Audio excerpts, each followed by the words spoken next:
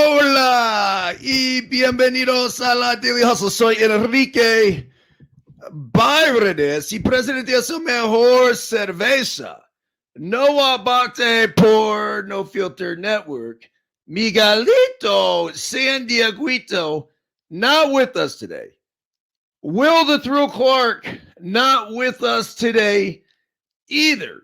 But as we come on here, each and every single morning, we not only properly salute our boys, but we salute each and every one of you properly. Yes, yes, yes, yes, yes, yes, yes. Whoo. Remember this, folks, when we are juiceful, we are useful. And when we are juiceless, we are fucking useless. It's as simple as that. A very pleasant good morning to you on the 11th day of March, 2024. And we are brought to you by our title sponsor. And Leslie just sent me a new script, I think just the other day. And here it is. Bet Online. It continues to be the number one source for all of your basketball wagering needs, including pro and college hoops throughout the year. With up-to-the-minute odds, stats, and trends, you can follow your favorite team's path to the playoffs with in-game live betting contests and all the best player props. Experience the world's best wagering platform anytime from your desktop or mobile device. Head to Bet Online today to become part of the team. And remember to use the promo code BLEAV, capital B-L-E-A-V, for your 50% welcome bonus on your first deposit. Bet Online. The game starts here. All right. So I came on today. Actually, my microphone was over here. And I was about to start the show, not speaking into the mic. Another one of our title sponsors, Birdman Bats. That's right. Look at this thing. I mean, if this is not the coolest bat you've ever seen, I don't know what is. This is Flippy, our smiling stick figure double Birdman. It's not saying fuck you.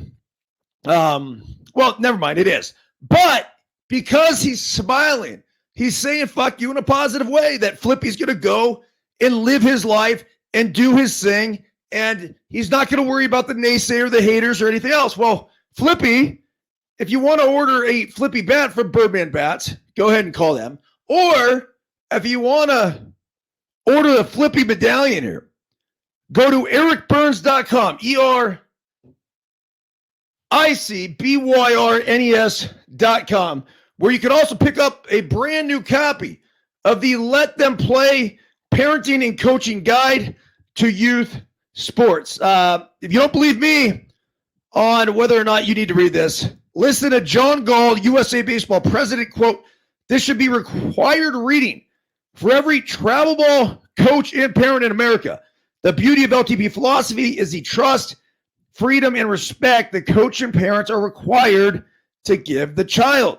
A simple yet transcendent guide for today's world." Thank you, John Seagull, president of USA Baseball, for that. Last thing here, as you hear the little raspy in the throat, we have a ginger honey. This is my favorite, by the way, from Verge. It is a shot of greatness. There's ginger, there's honey, and there's cannabis in here, which sparks the system, soothes the throat. Go to tryverge.com. I think there's a promo code. It's Let Them Play 10 or it's LTP 10. Try either one, but it should get you 10% off any orders that you guys have. Okay, top stories from the weekend. We had some good ones. This is one of my favorite things to do on a Sunday night as I sit in bed. And I always find myself falling asleep as I do it. Now, that was probably because I had the perfect amount of tequila that I dosed myself with as I was going over these articles and had a long day of pickleball yesterday and ski racing as well. So anyhow, by the way, it's snowing outside. We got maybe an inch overnight, are expected to get a couple more inches between now and tomorrow morning as well. Now, hopefully it's not snowing too much to clutter the pickleball court with snow, but we'll see. Got a game here at 11 o'clock. All right. Not necessarily in any particular order, but let's start with this. Trevor Bauer this weekend ended up pitching against the Dodgers. I mean, it's one of those things, you just can't make this shit up. He returned at Camelback Ranch, and the Dodgers bullpen takes a hit for the career trip. Okay, this is just an article about what happened. So for the first time since he was released by the Dodgers last year, Trevor Bauer returned to Camelback Ranch on Sunday afternoon. A glamorous reunion it was not. On a nondescript backfield against prospects from all levels of the Dodgers minor league teams, and with an unrecognizable black and red uniform draped over him, Bauer pitched in an exhibition game for a team called the Asian Breeze, a Japanese tryout club for players hoping to land professional contracts. The 32-year-old Bauer went 3 scoreless innings and clocked 99 fucking miles per hour on the radar gun. What more do you want? If you're a team who's looking for a starter at this point, which is, I don't know, maybe all 30? There's no way all 30 teams are completely satisfied with their 1 through 5s right now. You have a guy that pounds the strike zone and throws 99. He is an intellectual savage when it comes to pitching. The way he attacks hitters, the way he goes about his business is very unique. It is very controversial, as is his past. But at some point, you have to give this guy another shot. If he didn't deserve it, or even if he was a run-of-the-mill 93 to 95, I say run-of-the-mill, that used to be elite. That's no longer elite. But if he were in that zone, you could make the argument that there's all these other guys out there that do similar stuff. So I won't sign him. But if he's throwing 99 and he's attacking the strike zone, and he has this will to not only be a role model within the organization to help young pitchers, but also within the community. If there is somebody that we could use to help speak out against any sort of domestic violence or anything else, I guarantee you he will do everything in his power. And I don't know, look, this is my best friend. How do we really know him that well? Not at all. I don't. So there is a UCLA connection, but look, I've had mixed reports come in on him. I like to make judgments for myself. But all that said, if I'm an organization, and I preached this on Friday, he's good for your team. He really is. And he's good for your young pitchers. And ultimately, I think if you give him a shot, and for whatever reason, he's any sort of menace on the field and the clubhouse, get rid of him. I guarantee you he's willing to sign just about any contract you throw at him. He'd come in on a minor league deal, whatever. The guy's just looking for a shot to pitch. He was never convicted of any sort of crime, and it was proven at the end that much of it was a setup. Now, was all of it a setup? Was he 100% not in the run? No, I'm not saying that. But we do know that there was a not potential. There was dialogue that went back and forth between the accuser and her friends that lead to all indications that he was set up. Now, did he partake in the setup? You're damn right he did, which is his wrong. But now that we're several months and years removed from this, and he served a suspension that was, 190 games or whatever it was, hasn't pitched in the big leagues in a few years, yet he's still out there grinding. I think if I were a team, an organization, I undoubtedly would give him a shot. Okay. It says the awkwardness of the occasion, however, was nonetheless impossible to ignore. Over the last 3 years, Bauer has been accused of sexual assault by multiple women. Then again, it becomes an issue. Though he was never charged with a crime in 2022, he received the longest suspension under MLB's domestic violence policy. Even after his initial 324-game ban was reduced to 194 games by an independent arbitrator. Since being released by the Dodgers last January, Bauer has yet to be signed by another MLB team, despite his insistence that he is still one of the best pitchers in the world. I'm a better pitcher than I was last time people here saw me. Hopefully today reminded them that I am still an elite pitcher. Less than 3 weeks from opening day, he remains without a big league job, so the former Cy Young Award winner accepted an invitation to pitch for the Asian Breeze. Bauer said the Asian Breeze initially planned to pitch him in a Saturday exhibition against the Diamondbacks organization, but when the game was postponed, Bauer's outing was pushed back to Sunday. I don't really care who I pitch against, honestly. Bauer said about returning to the Dodgers spring training home, I just like to pitch. Hopefully they enjoyed it and had a good time. As for what Bauer, who remains active on YouTube and social media, plans to do with the start of the season fast approaching, quote, try to entertain fans on YouTube and then see where it goes from there, he said. I don't know. I don't really plan at this point because everything's out of my control. The Dodgers won't have a full-strength bullpen for the start of their season. Opening games in South Korea next week, right-hander reliever Broussard Gratterall told reporters Sunday morning that he would miss the team's initial trip to Seoul because of tightness in his left hip and discomfort in his throwing shoulder. Fellow right-hander Blake Trinan is also questionable for the trip after getting hit in the side by a line drive Saturday, resulted in a bruised lung. Yikes. That's not something you really want to fuck around with. So the irony is that I take Bauer in a heartbeat in that bullpen, right? Especially he's up to 99. He was throwing that over parts of 3 innings as well. So it's not like he was a 1-inning dude and that is it. Okay. The next interesting story right here.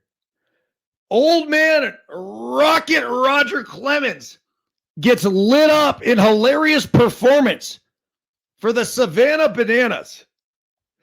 Former MLB pitcher Roger Clemens made his return to the mound on Saturday night in Houston with the Savannah Bananas.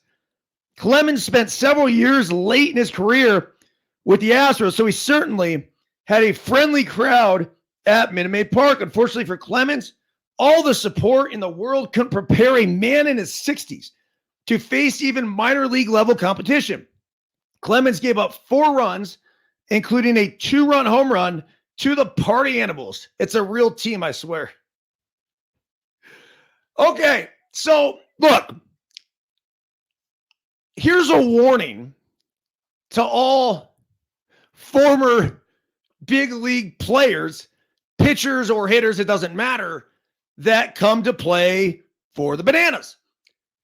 The Party Animals don't fuck around. They are out for blood. Just ask me. And of course, Sean Fluke, who I've had several battles with, where the guys punched me out in 2 big occasions. My career lifetime banana batting average, need I remind you, though, is still 500. So with all that said, I don't know what Clemens expected, but these guys are not going to lay down for anybody. As a matter of fact, if you're Roger Clemens and you get on that mound, you got a fucking target on your back. These guys want blood. And the party animals are the team that they have a chip on their shoulder. Whether it's because they're not bananas or it's because their big league dreams fizzled out, it doesn't matter. They have an edge and an attitude that will completely fuck you up if you're not prepared for them. So, again, just a warning for anybody trying to hop into the arena with these dudes. They don't mess around. And none of this is scripted. So, if he thought they were going to lay down, Rocket had another thing coming to him. I'm glad he got through the inning, though. I saw him get the final out, and I don't know, 4 runs. It's not that bad. All right. It said Clemens wasn't the only other Astro playing in this game. Roy Oswalt made an appearance as well. Clemens won the Cy Young Award with the Astros in 2004.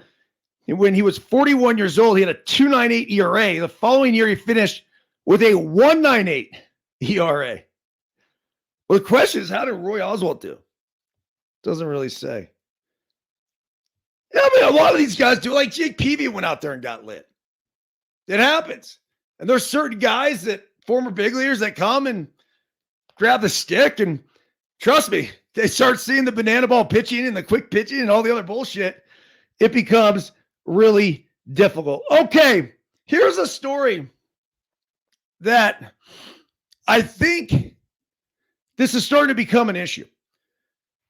Tennessee Volunteers first baseman Blake Burke got ejected from a series finale against Illinois. It says Tennessee first baseman Blake Burke was ejected from Sunday's series against Illinois after hitting a solo home run in the bottom of the 5th inning. Burke is now suspended for Tuesday's midweek game against Eastern Kentucky as a result of getting ejected.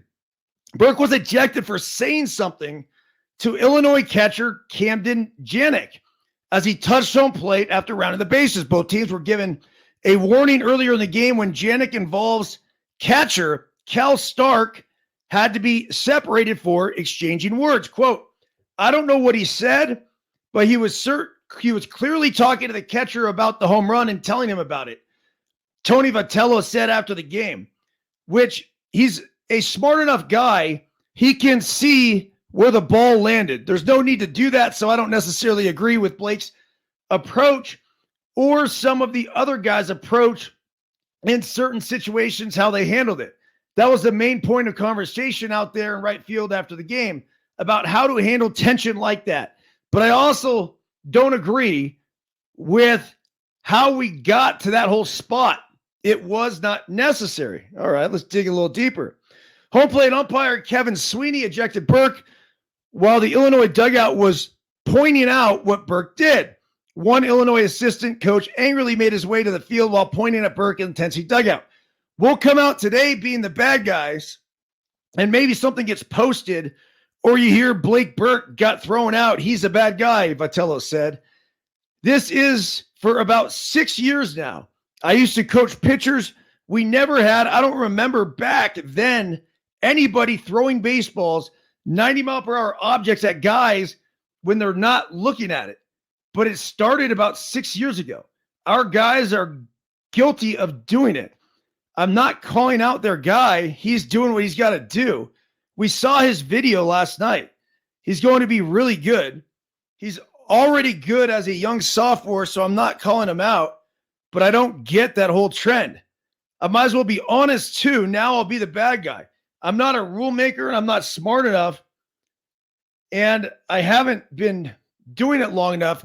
They should rely on the older guys in the conference that know that stuff. But I think before bat flips, I wouldn't want Ben Joyce throwing a baseball at me when I'm not looking at it.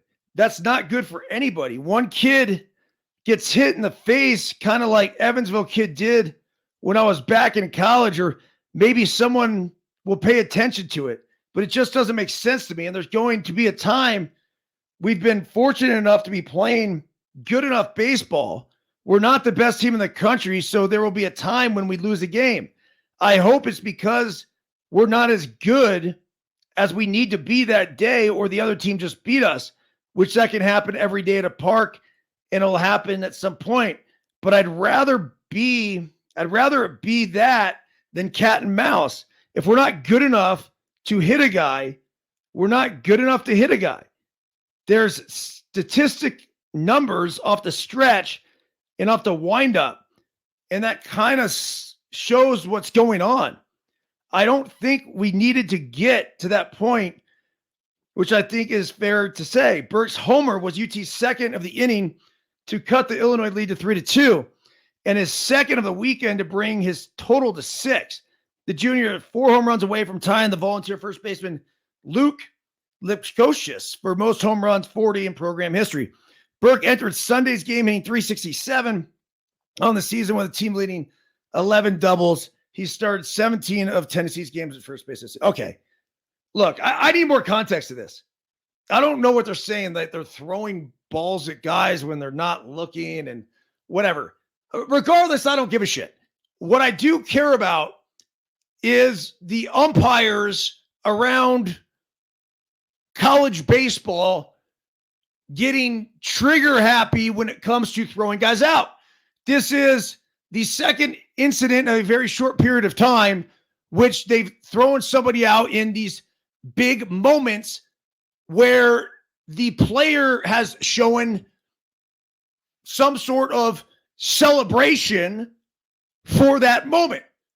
The other one I saw was a big walk that happened from a player at University of Hawaii. He gets to walk, he throws the bat down, gets all pumped up, runs to first base, and the umpire, before he even starts running to first base, I should say, throws him out of the game. Look, in a day and age where we need to be a little bit more liberal when it comes to letting guys show their emotions and celebrate the occasion, we can't start throwing dudes out for fucking minuscule things. If he gets in the catcher's face and stays there, that might be an issue. If he says something to him as he crosses home plate, that's called shit talking. And it's gone on for hundreds of years. The same sort of thing in the Hawaii dude's ejection. He walks, he gets fired up, shows some emotion, and then gets thrown out for that? It's fucking stupid. Let these guys enjoy themselves. Let them also police themselves in many regards. Because the more the NC2A tries to take it in their own hands, the worse it's going to get. Look, the concept and idea of let them play is real. The micromanagement of growing ass men, yes, they're young men, but the micromanagement of these guys is fucking stupid. Yes, we do get to a point where authoritative figures as umpires and coaches and everybody else need to come in. But this is stupid that you have these ejections going on all around college baseball for the slightest showing of emotion. And once again, let me warn the NC2A. Colleges don't need you. They could easily align on their own. So the more you continue with this dictatorship and this holier than thou attitude, at some point, colleges around the country are just going to say, fuck off. We'll create our own leagues. All right, a couple more things I want to get to this morning. Here's another fun one. So our guy, Kyle Filipowski, is at it again. The North Carolina Tar Heels completed the season sweep for their longtime rival, the Duke Blue Devils, 84-79 on Saturday night at Cameron Indoor.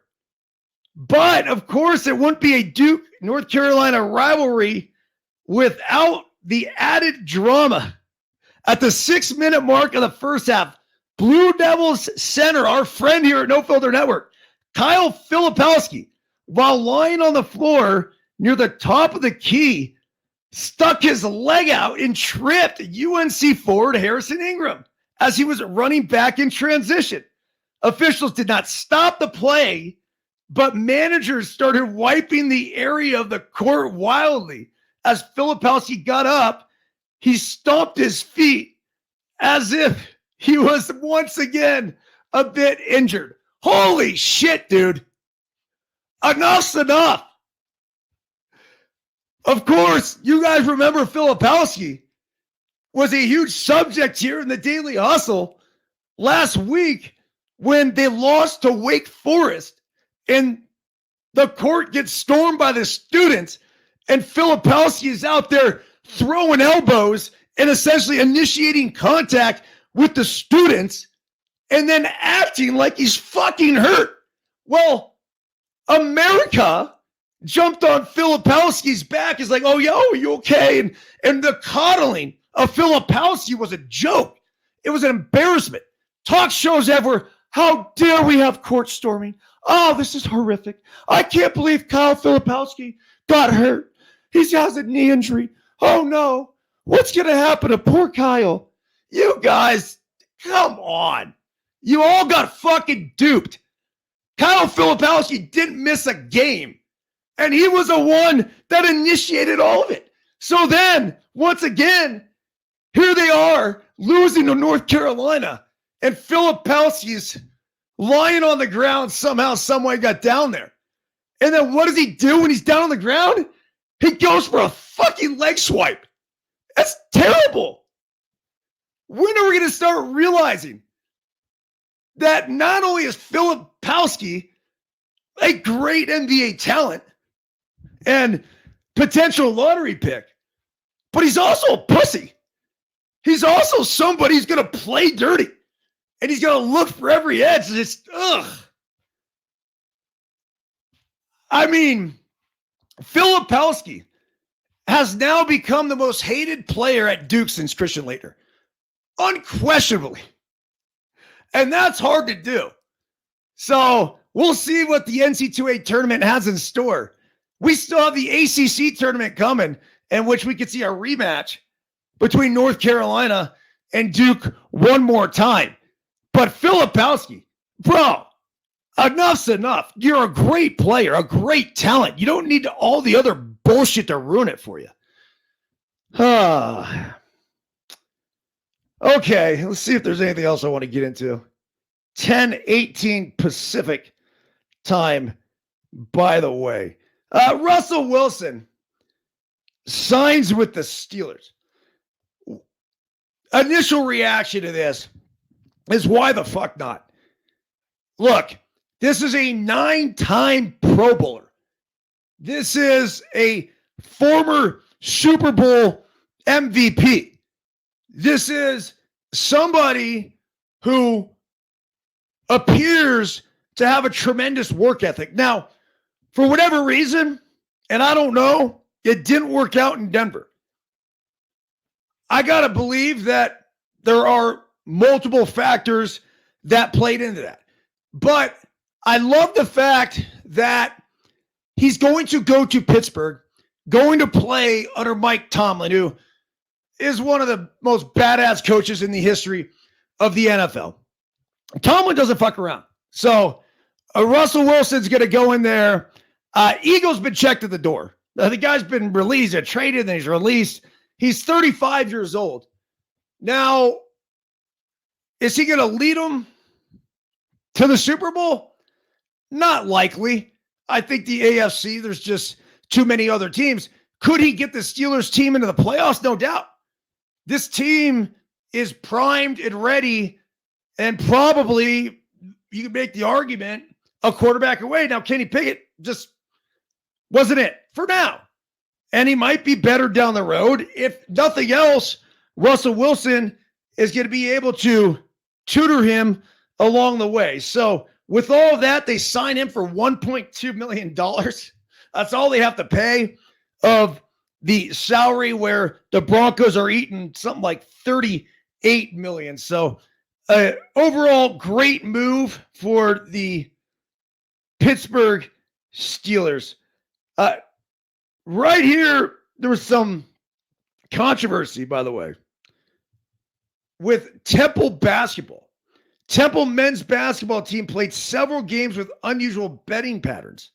The Temple men's basketball team, which drew attention from betting regulators for unusual wagering activity ahead of its game on Thursday against Alabama Birmingham, played at least 3 other games this season that also generated irregular betting patterns, according to the examination of the team's season by The Athletic. The betting patterns around the 3 additional games are not evidence of illicit behavior by anyone involved with the games, and no one has been publicly accused of wrongdoing, but they are the types of patterns that regulators look for when attempting to identify suspicious behavior. The Pennsylvania Gaming Control Board confirmed on Friday that a gambling monitoring service called the U.S. Integrity had flagged Thursday's game between Temple and UAB. Fanatics Sportsbook and FanDuel, 2 major betting operations, said Saturday they would not offer wagering on Temple's final regular season game on Sunday at UTSA. That's University of Texas San Antonio. The Owls are 11-19, and they're scheduled to play in the American Athletic Conference tournament on Wednesday. The 3 other games that drew unusual betting patterns were on February 8th. Temple hosted Memphis. About 4 hours before the game, Memphis was favored by 6.5 points, according to BetQL, which tracks the point spreads. By game time, so much money had been bet against Temple that the line had expanded to 10.5. Memphis won 84-77, so they only won by 7. Nothing really suspicious there. I mean, it looked like the point spread at 6.5 was perfectly played, but all that money comes pouring in on Temple or against Temple. So it raises the line to 10.5. So this is how the Sharps used to do it, by the way. They essentially, you have a point spread that's 6.5, and you take, what is it, Temple versus Memphis. You take Memphis minus 6.5, and then all this money pours in on Memphis. It pushes it up to 10.5. And then at that point, you know what the play is to take Temple at plus 10.5. Then you middle. And that's exactly what fucking happened. Crazy, huh? Think about that. You have Memphis minus 6.5. They win by 7. That's a winner for Memphis. But because all that money poured in and drove the line up to 10.5, that's when the Sharps will come hit Temple on the other side plus 10.5, and Temple covered that. So now you're hitting both sides of the bet. If for whatever reason, if you have equal amount on both sides, it doesn't work out, all you're losing is juice. Teaching you something here. Shady, huh? It used to happen all the time, I know, back, it probably still happens, but people consider college basketball lines soft because there's a lot more information that's out there that these insiders will get. And so Sharps will try to exploit a soft line, drive it up to the other way. And usually it's not that so much money comes in. Oh, nice. I have a pause here. Oh, I think I'm back. Good. A little frozen screen for a second. But it's usually not that so much money comes in. It's that it comes in from a certain spot. So Billy Walters used to be the guy that could drive lines like that, where Walters' money would come in, they know where his action was, and he could hit it for, I don't know, 50 grand one way to try to drive it up and then hit it hard with like 100 grand back the other way. So look, I'm not an expert on this. I've heard the stories of this, and this is the example of how, when, and why that could possibly happen. Okay, I got to roll. Everyone have a fantastic Monday. Back on tomorrow with the Daily Hustle. We also have Deuce's Wild with Will the Thrill tomorrow night. And don't forget to go to ericburns.com, pick up your copy of Let Them Play, a parenting and coaching guide to youth sports. Everyone have a great day. See ya!